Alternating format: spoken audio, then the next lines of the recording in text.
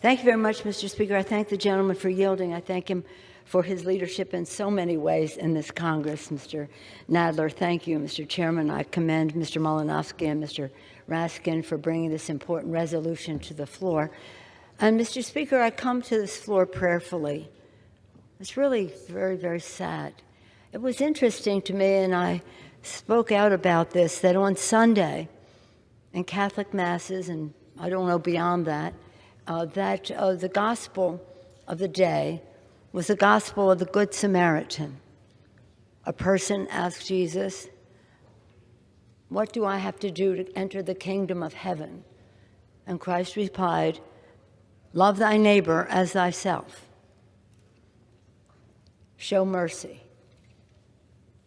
That very same day, and then went on to talk, and then he said, "Well, how do I do this?" And Jesus gave him the example of the Good Samaritan. Everyone is familiar with how a stranger helped another stranger, a foreigner helped another foreigner, the Good Samaritan.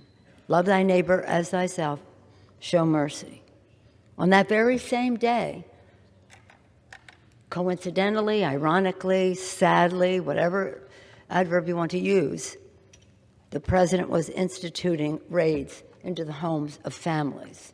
I went to Spanish Mass this weekend and saw the dignity of those families, the beauty of the children, and the fear that the president had struck in their hearts as we are listening to the gospel of the Good Samaritan, to show mercy and love thy neighbor as thyself. That very same day, unfortunately, there were those who were not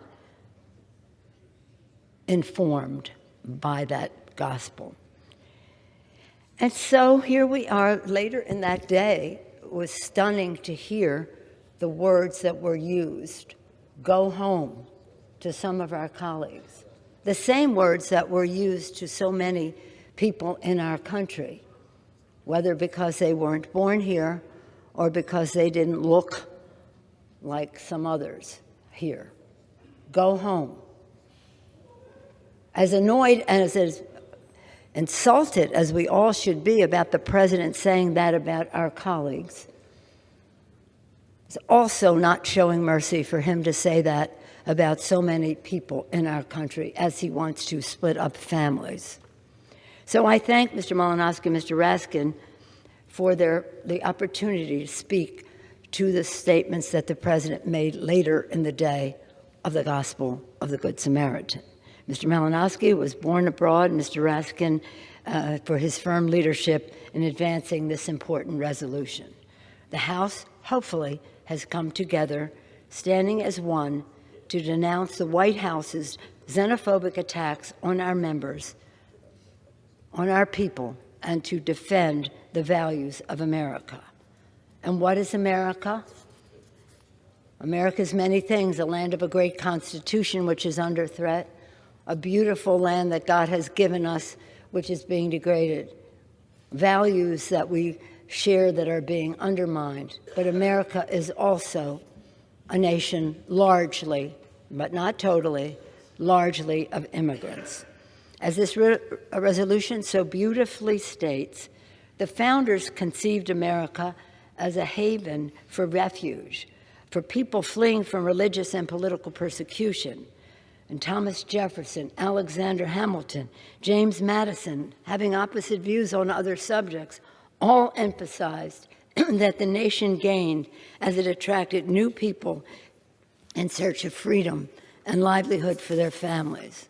The resolution quotes our most iconic presidents, who all recognize that immigrants are the constant reinvigoration of America, of hope, determination, optimism, and courage to make the future better. Those are American values. Those are American traits: hope, optimism, courage. And many of these immigrants, when they come here with those values and those traits, make America more American. Franklin Roosevelt said, "Remember always that all of us, and you and I especially, are descendants from immigrants." President John F. Kennedy, who wrote that the contribution of immigrants can be seen in every aspect of our national life. And President Ronald Reagan, how he said it so beautifully in his last speech as President of the United States, which is quoted in this resolution, who said, if we ever close the door to new Americans, our leadership in the world would soon be lost. Yet the president's comments about our colleagues this weekend show that he does not share those American values. These comments from the White House are disgraceful and disgusting, and the comments are racist. How shameful to hear him continue to defend those offensive words, words that we have all heard him repeat, not only about our members, but about countless others.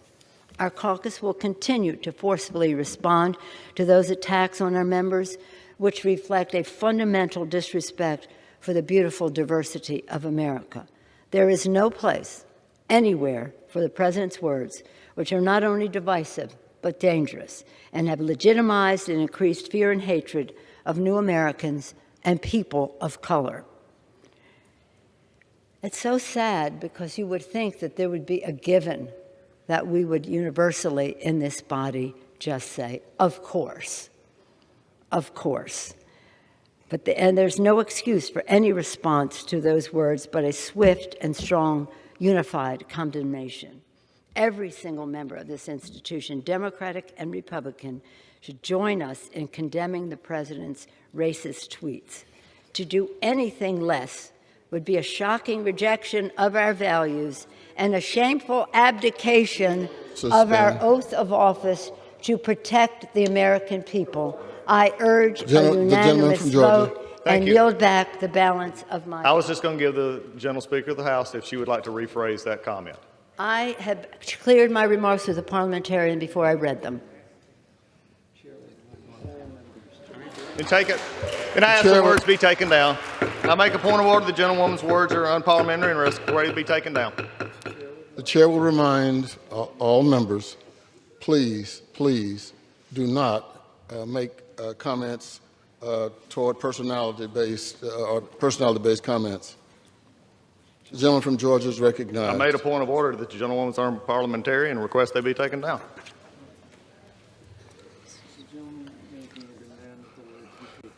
Is the gentleman making a demand that the words be taken down?